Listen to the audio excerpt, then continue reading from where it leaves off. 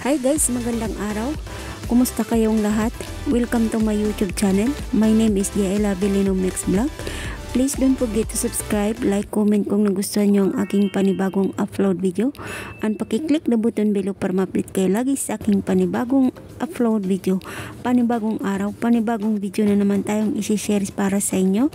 Disclaimer lang po, ang sa mga taong hindi gusto sa mga video ko, pwede nyo po itong i-skip at maghanap kayo ng video gustong gusto nyo dahil ang mga video ibibigay ko ay para lang sa mga taong gustong makinig at manood sa aking mga upload video. Maraming salamat. Hindi natin hawak ang takbo ng panahon. Hindi rin natin mahuhulaan ang takbo ng panahon. Hindi rin natin mahuhulaan ang araw. Dahil may araw na masayang masaya tayo at may araw naman na sobrang lugmok at lungkot na lungkot ang pakiramdam mo. May mga araw na ang ganda-ganda ng mood natin at napakabilis natin gumawa ng trabaho. May mga araw naman na nahihirapan tayo. Pero dapat doble ang paggalaw at pag-ingat nito. Ang pag-ingat, ang paggalaw, lalo na ang pananalig sa Panginoon. Dapat isa puso at isip mo na hindi nagbabago ang pakikitungo ng Panginoon para sa iyo. Dahil simula pa lang sa pagkasilang natin dito sa mundo ay naandyan siya. Pinapatatag niya tayo. Pinapatatag niya tayo sa mga hinaharap nating mga sakuna, mga pagsubok sa buhay. Minsan, ang buhay ay napakagaan. Diba? Pag maganda ang itinanim, maganda rin ang aanihin.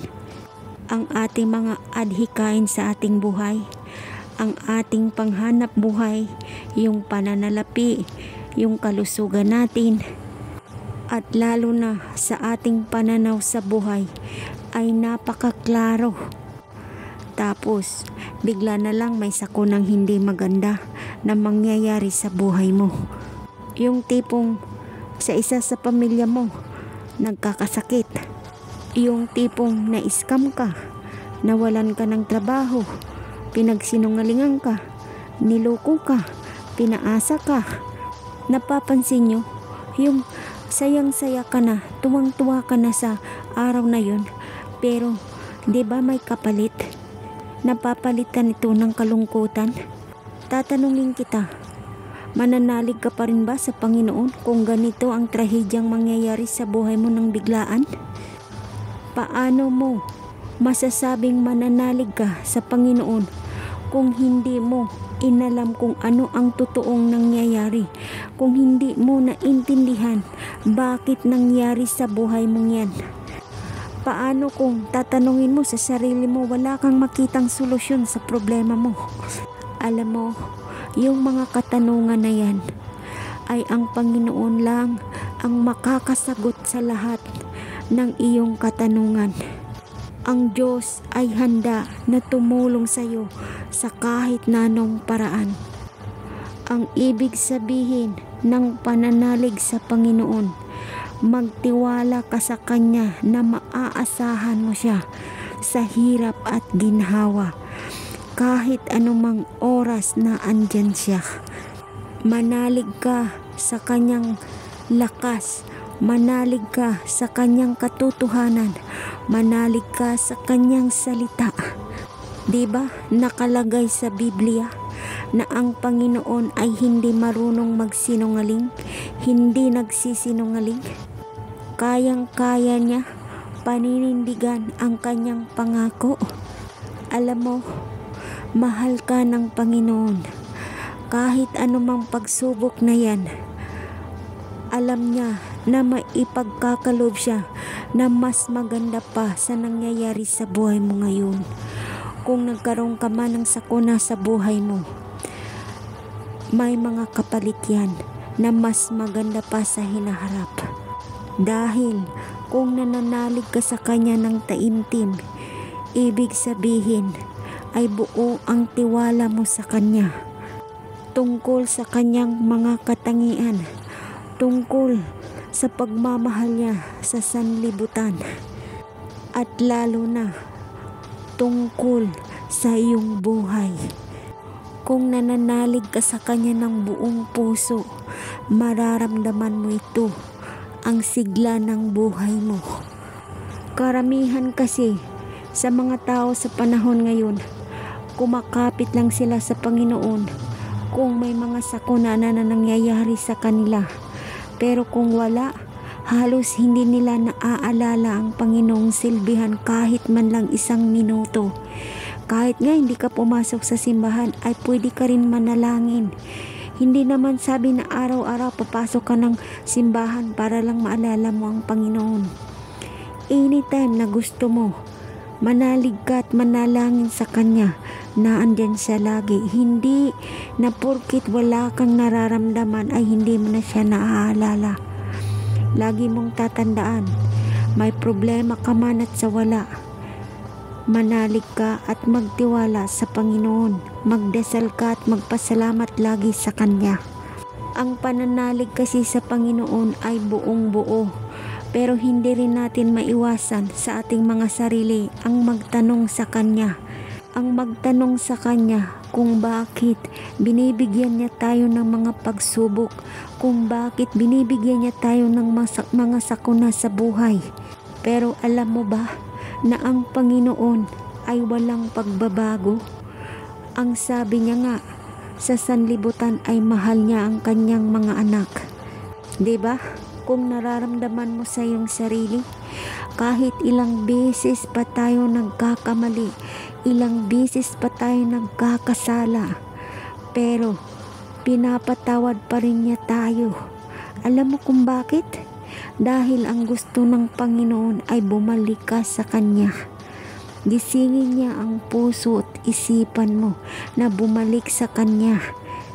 Alam din ng Diyos na tao lang tayo, ordinaryong tao lang tayo.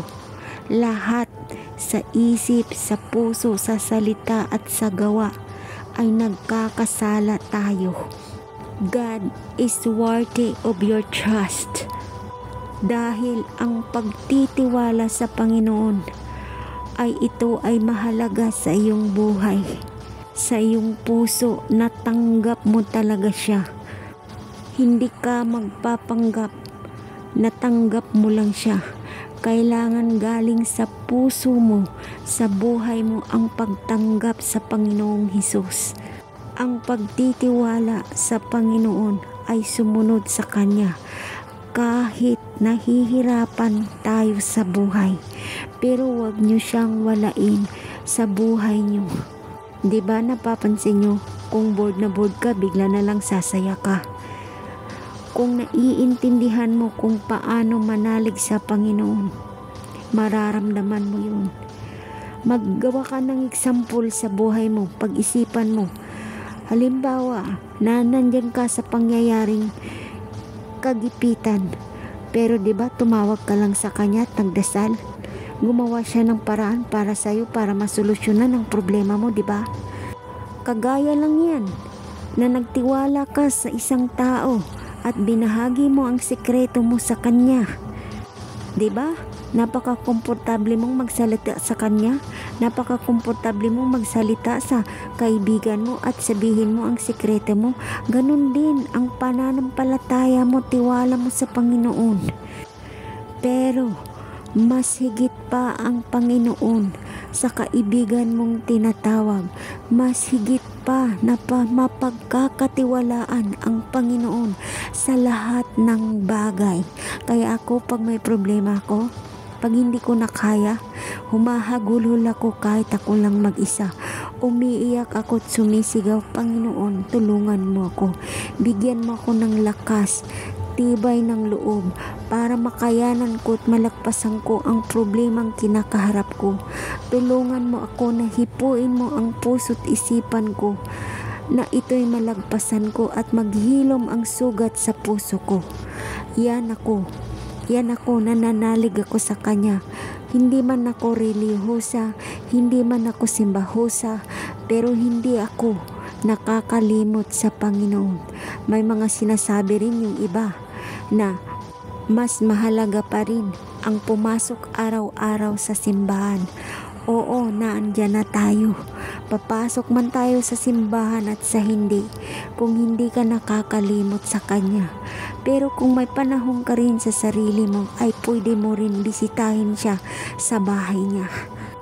Diba? Kapag may nangyayaring sakuna sa buhay mo, diba hindi niya sinasabing ikimkimin mo yan?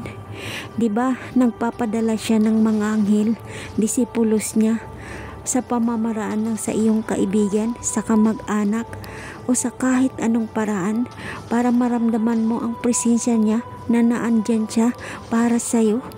Diba ang sabi sa Biblia, ihagis ninyo sa Kanya ang lahat ng inyong alalahanin dahil nagmamalasakit siya sa inyo. 1 Peter 5:7. Nakasubaybay ka sa aking pagpagala-gala, ipunin mo ang mga luha ko sa iyong sisidlang balat. Hindi ba nakasulat ang mga iyon sa aklat mo? Awit 56:8. Mahal ka ng Panginoon. Pwede mong ipakita ang pagtitiwala mo. Ang pagtitiwala mong buo sa Kanya. Pwede mong isabi ang lahat mong problema sa Kanya. Kausapin mo ang Panginoon sa pamamagitan ng iyong pagdarasal sa Kanya. Taimtim at tagos sa puso mo ang pagsasabi ng lahat ng nasa puso at isip mo patungo sa Panginoon. Huwag mong hayaan na ang emosyon mo ay mangingibabaw sa iyong buhay. Ialay mo ito sa Panginoon. Makipag-usap ka sa Kanya para matugunan niya kung ano ang problema mo. Hindi siya madidisappoint sa mga struggle mo, sa pagkabigo mo, sa pag-alinlangan mo, o sa pagkakalugmok mo. Siya ay handa na akayin ka dahil ang Panginoon ay nagmamalasakit sa iyo. At lalo na mapagkakatiwalaan mo siya sa lahat ng bagay. Kapag nagtitiwala ka ng buo sa Kanya, huwag kang mahiya na tumungo sa Panginoon. Manalig ka sa Kanyang salita kapag nahihirapan ka. Una sa lahat, kailangan mo sundin ang utos ng Panginoon at magtiwala ka sa salita niya. Kapag nagtitiwala ka sa Kanya, hindi mo na kailangan ng seguridad sa ibang tao o maghanap pa sa mga bagay na wala sa iyo. Aasahan mo na ang lahat ng kailangan mo ay ipagkakaloob ng Panginoon sa iyo. Hindi man ito instant, pero dahan-dahan niyang ipagkaloob ang lahat ng hinihiling mo, ang lahat ng dinadasal mo. Kapit lang at magdasal ng taimtim.